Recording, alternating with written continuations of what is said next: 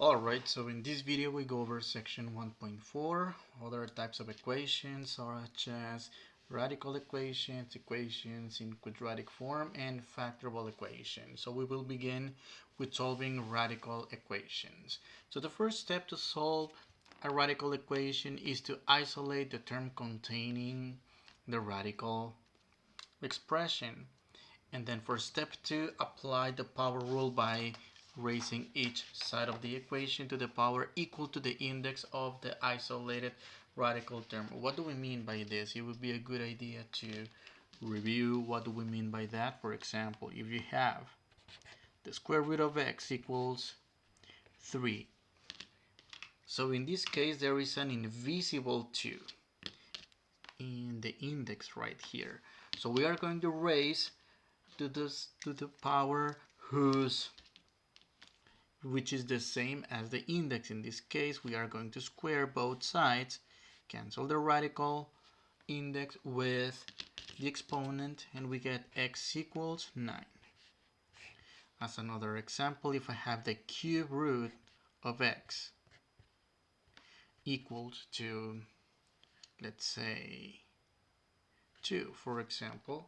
In this case, in order to get rid of this radical, I'm not going to square both sides. I'm going to cube both sides because we need the power, the exponent, to be the exact.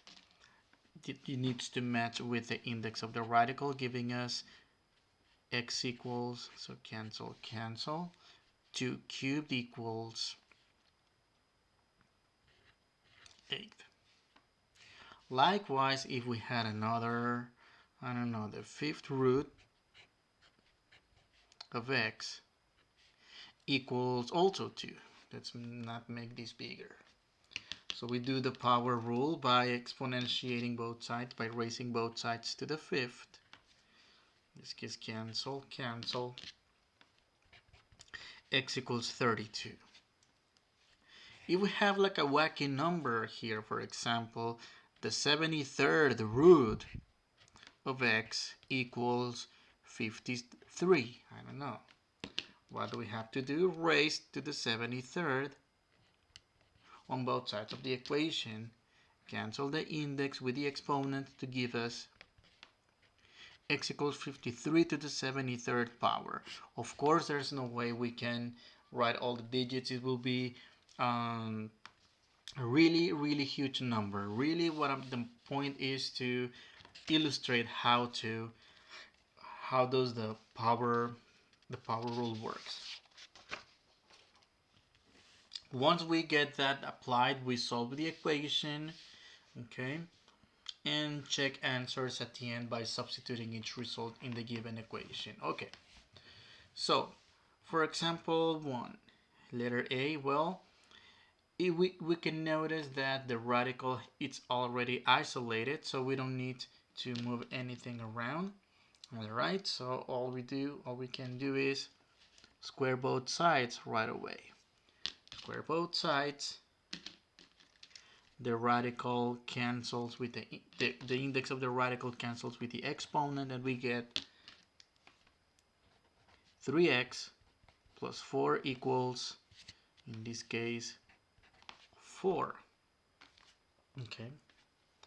So in this case, if we try to solve this equation, subtract 4 to both sides, cancel, cancel, we get 3x equals 0 actually. And if we divide both sides by 3, we get x equals the 0. Now in this case, it's always good to check. Okay, it's always good to check to find out if it's a good solution. So in this case, I'm going to plug in the number 0 on the original equation.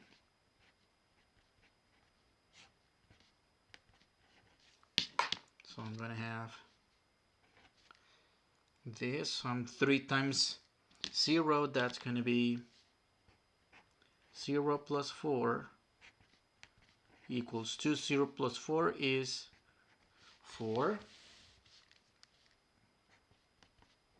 And in this case, the square root of 4 equals to 2. So this is a legitimate solution. Okay. Are there any cases in which we will have a no solution problem? Well, let's find out. Let's see. Let's look at example B. Okay, so for example B, notice we don't have the radical term isolated. Notice this 3 is being multiplied by the radical. So all we need to do is divide both sides by 3. That's going to get them canceled. So we get the radical by itself.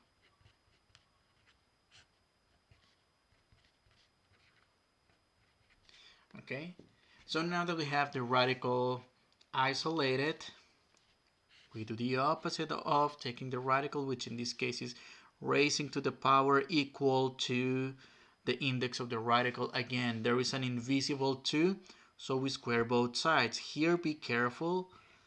This square is going to affect the negative sign as well. So the exponent cancels the index. We get rid of the radical. 5x plus 3 equals 4/9.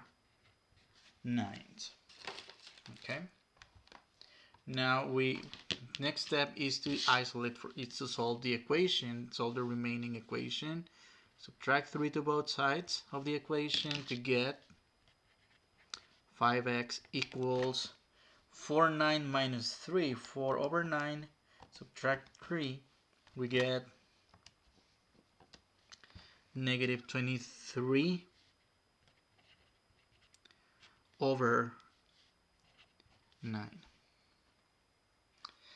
Now to get x by itself, well, what I would do, I know what you're thinking, divide both sides by 5. However, if I divide by 5, I'm going to get a weird looking fraction. So instead, I'm going to multiply both sides by 1/5. It's going to look nicer. This is not going to look messy. So x equals negative 23/45. So that's the potential solution.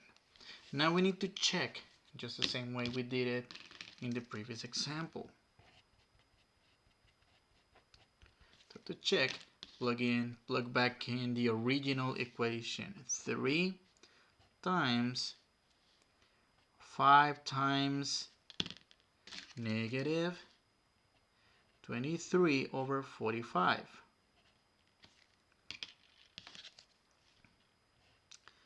plus 3, that equals to negative 2. Let's verify if this is true or false. So in the first place, we're going to have 5 times negative 3/45. Well, we can simplify this by 3 times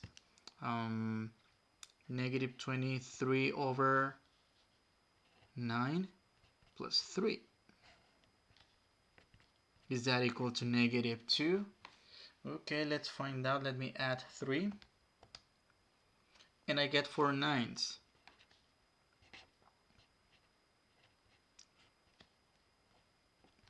4/9 equals negative 2.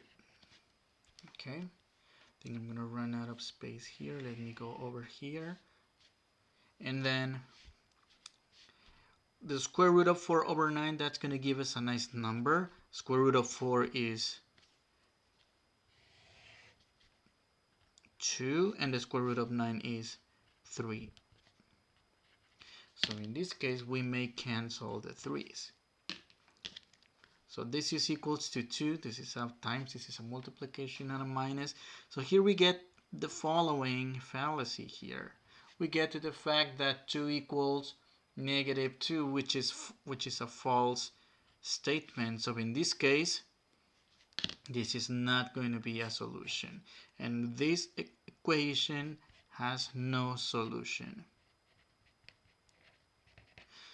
All right, can we determine by looking at the equation whether it's going to have a solution or not? Naturally, yes, we can do that. Observe the left-hand side of the equation. So we have 3 times some square root. All right, but what is this? The square root of a number, it's always positive. In fact, what is the sign of the overall quantity on the left hand side? It's positive, right?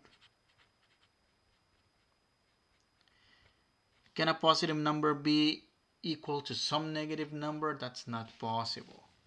Okay, so that's how we get to this weird thing going on. All right, let's do another example.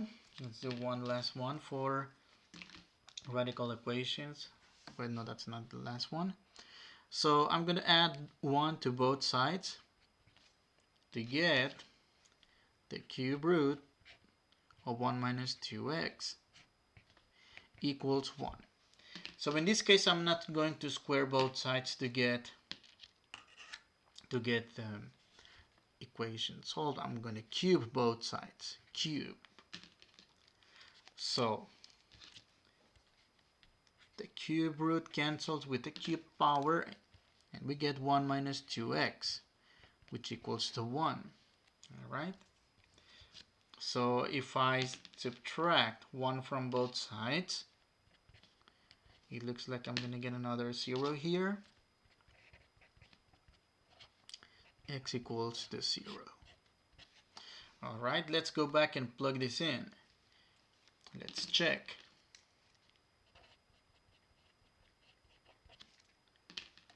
Okay, so we are going to have the cube root of 1 minus 2 times quantity minus 1. Is that equal to 0? Let's find out by plugging in. So we are going to have 1 minus 2 times 0. 2 times 0 is 0.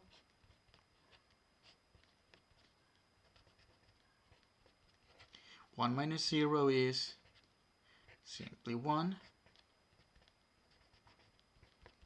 So we are going to have the following.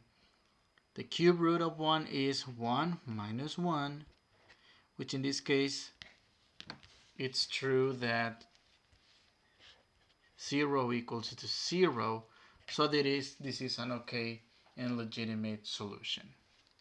Okay, let's flip the page and look at another example. Okay, sometimes you may get equations that are not written in radical form, but rather in rational exponent form. One thing to keep in mind is this law of exponents. When you have some x to the 1 over n, or rather m over n, this is the equivalent to say the nth root of x to the m power. Okay, I think we did that in the previous section, some of them. In other words, all I'm trying to say here is the denominator is telling us the index of the radical. So in this case, the denominator of this rational exponent is 2, which means that this is going to be a square root. So this can be written as the square root of 12 minus x equals x. Okay, so let's solve this equation. Let's apply the power rule, because we can do that in this case because the radical term is solved. Okay, so we are going to square that, cancel the radical with the exponent to get 12 minus x equals x squared. So the next move is to subtract 12, add x,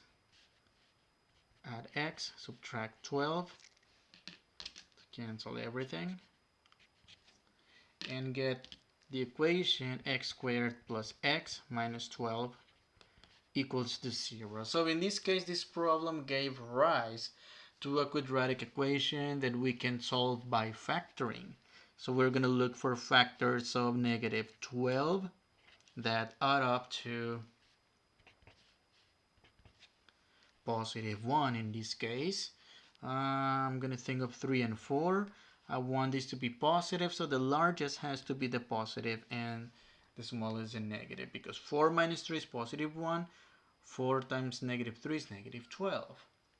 By the zero product property, x minus 3 equals to 0, or x plus 4 equals to 0, which means x equals 3 or x equals 4. Negative 4 rather. So those are the two potential solutions. Let me go back here and check them. So I'm going to check x equals to 3. Alright, I'm going to check x equals to 3 and I'm going to plug in this in the radical form. I'm not going to go with the rational exponent version because it's kind of weird to look at that. So 12 minus 3 equal to 3. Okay, so 12 minus 3, what do we get? We get the square root of 9, which equals 3. So in this case, it works. X equals 3, we can call it a solution. All right, let's check now. X equals to negative 4. So checking x equals to negative 4, we get the square root of 12 minus, be careful here when substituting this. All right, and I think you can see what's going to happen here because we have a positive quantity equals to some negative quantity.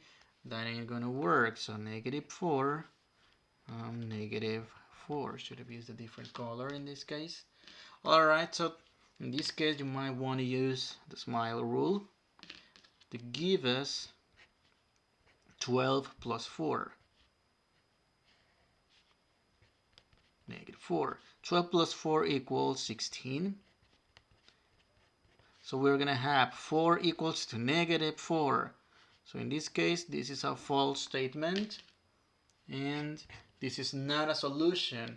So I like this example because this one provides number one, combines solving equations by factoring, and on the other hand combines the fact that we can have a legitimate solution or what we call it an extraneous solution.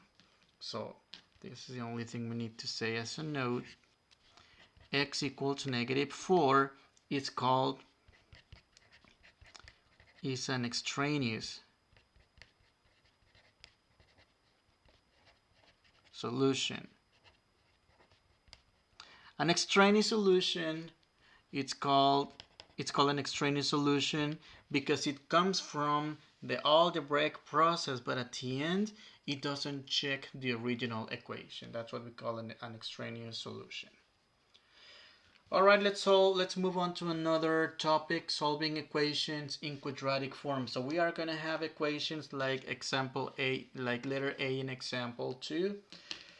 So before we were solving quadratic equations, which were the highest in degree, and we went over different methods to solve those type of equations. So we did the quadratic formula, completing the square root property, and by factoring, of course. So in this case, we are going to have equations that are higher in degree. However, these equations can be reduced, can be rewritten in terms of a quadratic equation. So what do? The trick is right here. We need to make a u substitution. That u substitution is obtained from the middle term, but in this case the middle term, only the u, okay, only the u without the number. So in this case I'm going to set u equals x squared. If I square both sides of this, okay, let me rewrite it again.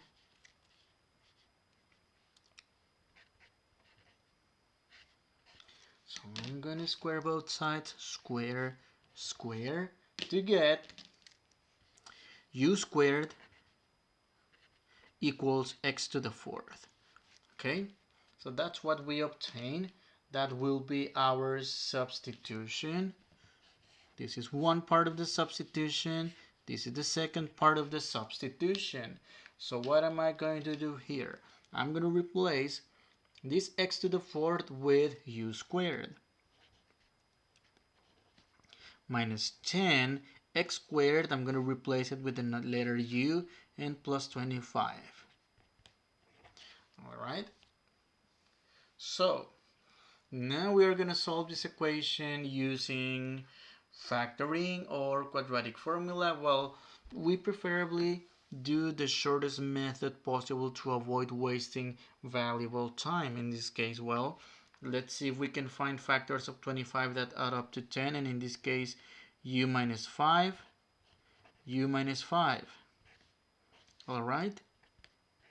So in this case, it's a repeated solution. It's the only one. So u minus 5 equals 0, which is the same as saying u equals 5. So we are done solving the problem in the new variable. So essentially, what do?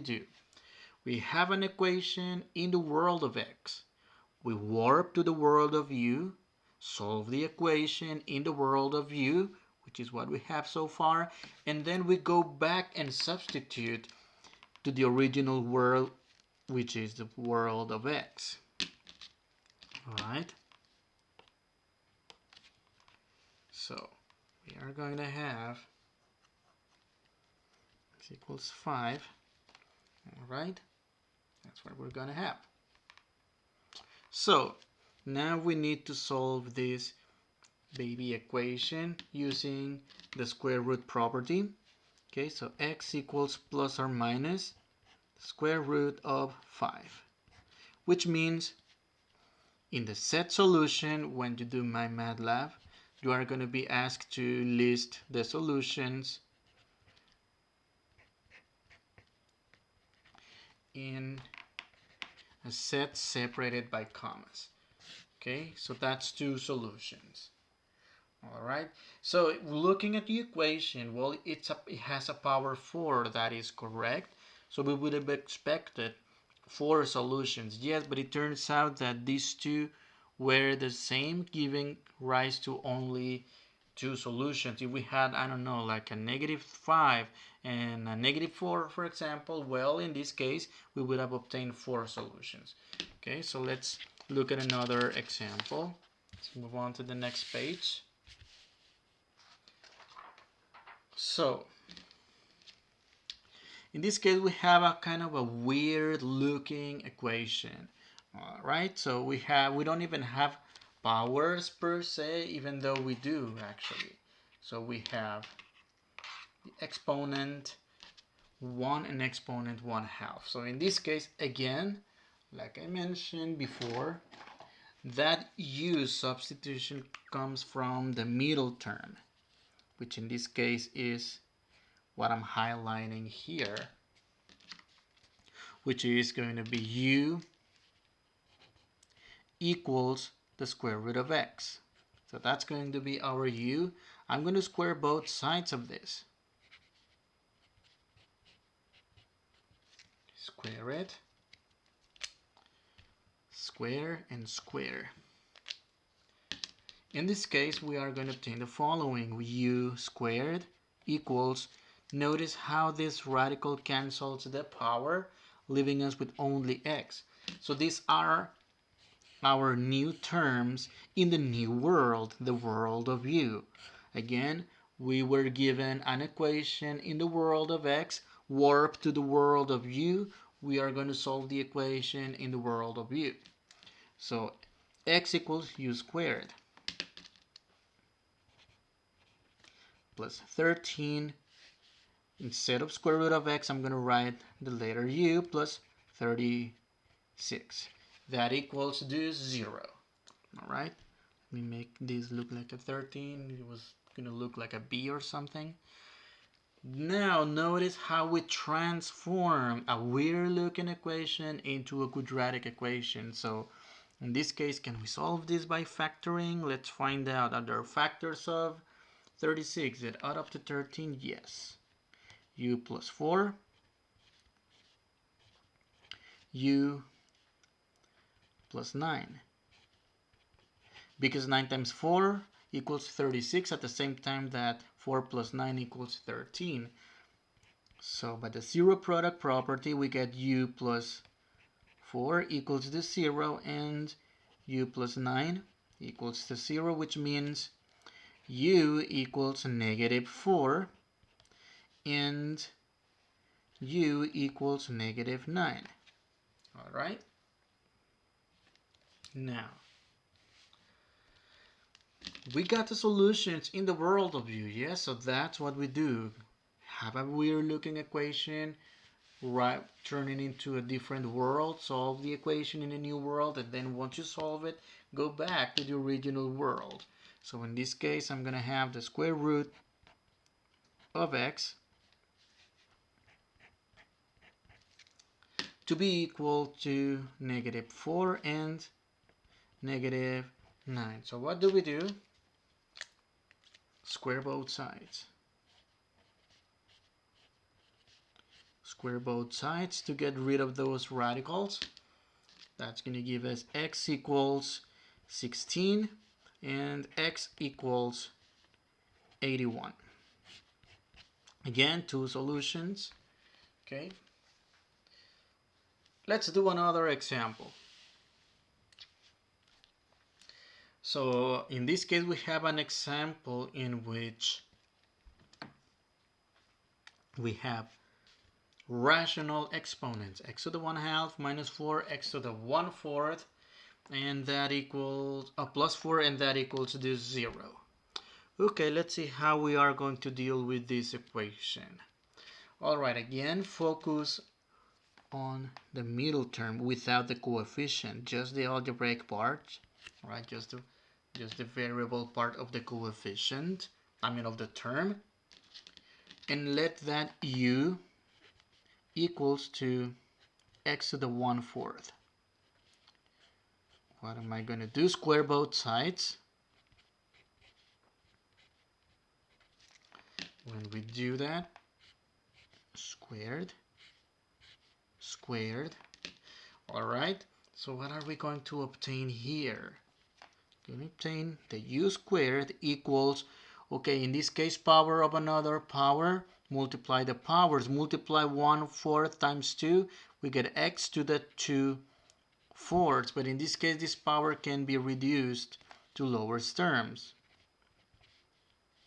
X to the 2/4 is the same as x to the 1/2.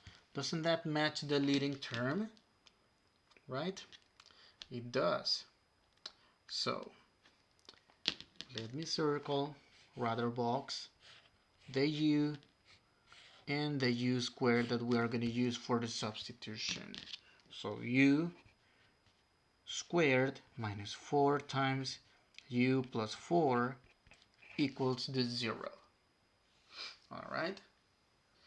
Now let's see if we can solve this equation, preferably by factoring. So in this case, are there factors of 4 that add up to negative 4? And I'm afraid yes, it looks like it does. Negative 2 and negative 2. And again, we are going to have a repeated solution. So u equals positive 2. All right. Now, in this case, well, let's see. We already solved the problem in the world of u. Let's go back to the world of x, because u, we make it look once again like x equals, like x to the 1/4, which is right here. Now, in this case, if you prefer, you might want to write this in radical form. That's fine, I would do that. Just so you can see the power rule to solve the equation. So in this case, we are going to raise both sides of the equation to the 4th power to get x by itself. To the 4th power equals 16. So only one solution. So these type of equations are going to be a little bit weird, because in some cases are going to have only one solution. Others may have 2, others may have 4. So in this case, the examples that we did in this section all of them were factorable. Are there situations in which you may need to use a different method? For example, the quadratic formula, yes, you will need to use the quadratic formula in some cases, but not in the ones that I did here in this video. All right, let me do something else. Another way to have an understanding of this topic. So suppose we have the same equations. I don't know, x to the 4 minus 10x squared plus 25 equals 0. Another way to see this is, well, isn't it that x to the 4th equals to x quantity squared minus 10 times x squared to the first power, because 1 times 2 equals 2, and plus 25, which means this is the other way to get the u.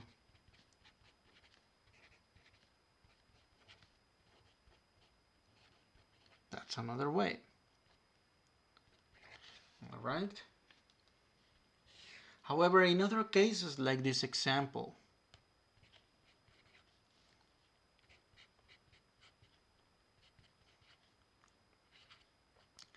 if we use powers here, all right, here in this case, it may not be that straightforward.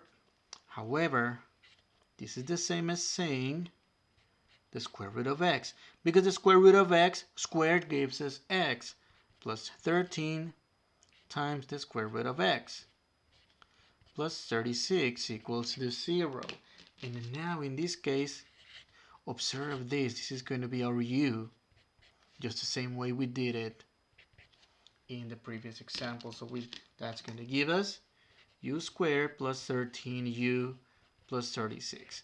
So this way might be a little bit trickier to get the u substitution, although my preferred way is to go with the middle term. So if you have another preference, do you prefer to do it in the way I did it in this yellow paper? Fine, by all means, you should get the same results. Okay, let's do the last topic for this section, solving equations by factoring. So again, like I mentioned before, factoring polynomials is going to play a huge role in this class, in any algebra class, and in your future classes such as your calculus classes, differential equations, etc. So let's solve the equation by factoring. All right, so let's see. So we have x to the 4 minus x squared. Well, it looks like we can factor out the GCF. Okay, it looks like we can do that. So let's see. It looks like the GCF will be x squared. If we factor out x squared, we get x squared minus 1 equals to 0. So on the one hand, we're going to have x squared equals to 0. And on the other hand, we're going to have x squared minus 1 equals to 0. So let's solve the easiest one. Take the square root to both sides. I would put a plus or minus either way here. However, when we have the square root of 0, it's not really necessary because there's no such thing as plus and minus 0. So there's one solution. The other one, the other little equation, there's two ways you can solve this equation. Number one, you could factor out the difference of squares. Otherwise, you could use the square root property, which we did in the previous section, and then take the square root of both sides, plus minus. So x equals plus or minus 1. Now, the way MATLAB asks to write solutions is separated by commas. My preferred way to write, this is just personal preferences. I start with the smallest number and then the largest numbers, but I guess you can write it in your preferred order if it works for you. Okay.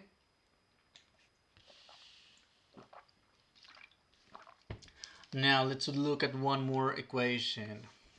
last of the video before we go.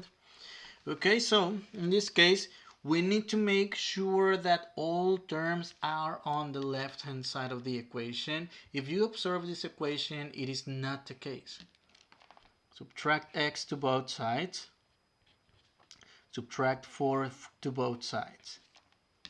Alright, so we are going to have x cubed. And in this case, I'm going to write it in descending order of powers. Minus x minus 4, and that equals the 0. Cancel, cancel, cancel, cancel. Alright, so in this case we have a polynomial comprised by 4 terms. What are we going to do in this case? We are going to factor this polynomial by grouping. Okay, we're going to factor by grouping.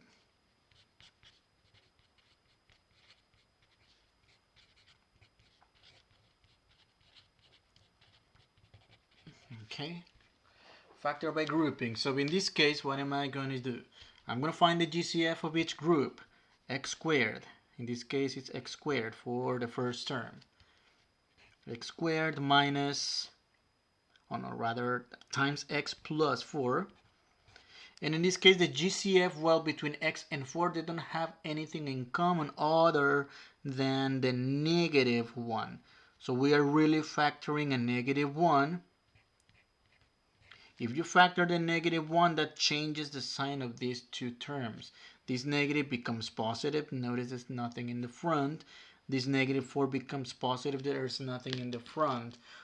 If you will, if you prefer, you might want to write down that invisible 1, just so you can see what is exactly what you're factoring. And then notice we have another GCF.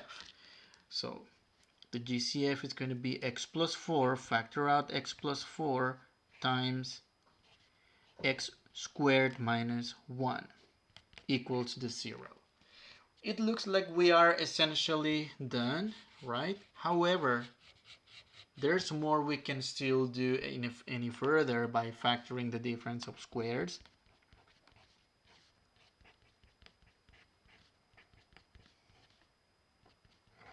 So in this case, by the zero product property, either x plus 4 equals the 0, or x plus 1 equals the 0, or x minus 1 equals the 0.